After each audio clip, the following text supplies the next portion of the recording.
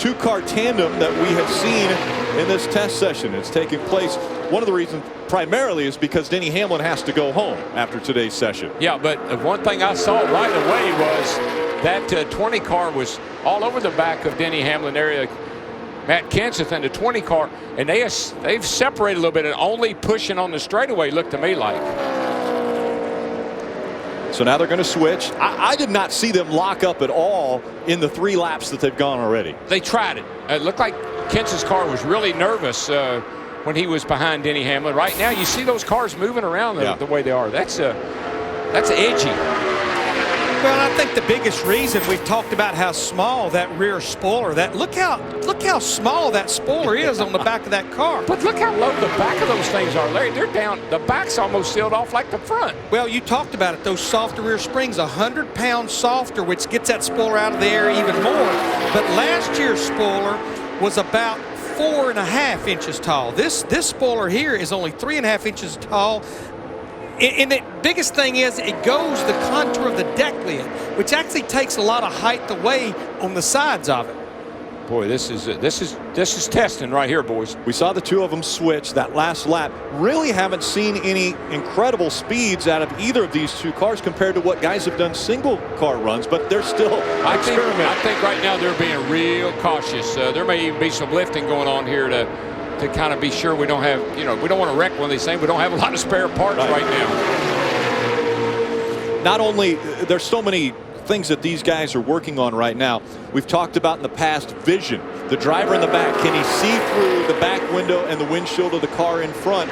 The other questions NASCAR is going to be asking, are they getting warmer? The pressure relief valve that we talked about so much a year ago, are they going to have to work on that? Let's go back into the garage and Bob Dillner.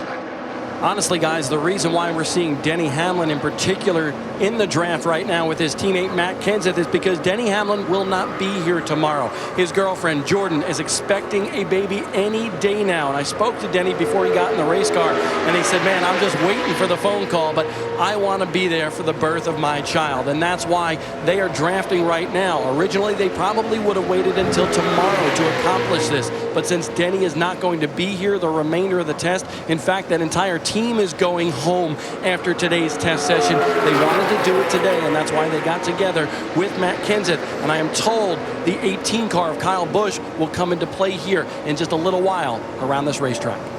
I'll tell you what, for what I'm seeing so far, though, they sure don't like to be locked up like we've seen down here in some of the two-car drafts. They look like they're very uncomfortable when they get to touching each other. Now, down the straightaway here, we might see some pushing, but it appears to me they back off of each other in the turn. A little fidgety? Yeah, the cars they look pretty unstable. But, Darrell, you talked about it.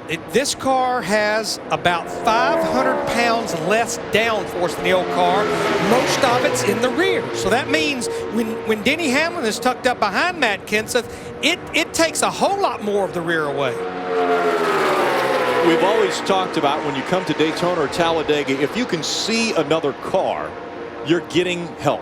Well, now we've got two cars that are running close enough that we've had contact between the two. They've done some bump drafting, and yet we haven't seen a major increase in speeds. They bumped up to 194 miles an hour. Does that mean more side-by-side racing is going to be seen here at Daytona and Talladega? Here's what's interesting about that speed. They did not jump up until they pretty much stabilized with the gap of about a car length or two between them. That's when finally the speeds jumped up there. Well, if I remember correctly, the guy leading Denny around here is pretty good on these restrictor plate tracks. Matter of fact, he won this race last year, won Talladega. I got to think that when Matt was behind Denny, Matt's car looked unstable. Right. So Denny let Denny get behind him. It looks a little bit better, but they have not hooked up since we saw this right here. Yeah, this was the first time through 3 This was when they races. first went out and they said, okay, let's try it. And I don't like the way that looked.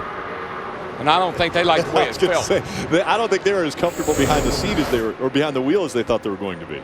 But again, the noses of these cars, they're more rounded. If you go back to last year's car, it was pretty flat. So when you got against it, it was just like pushing two flat surfaces together.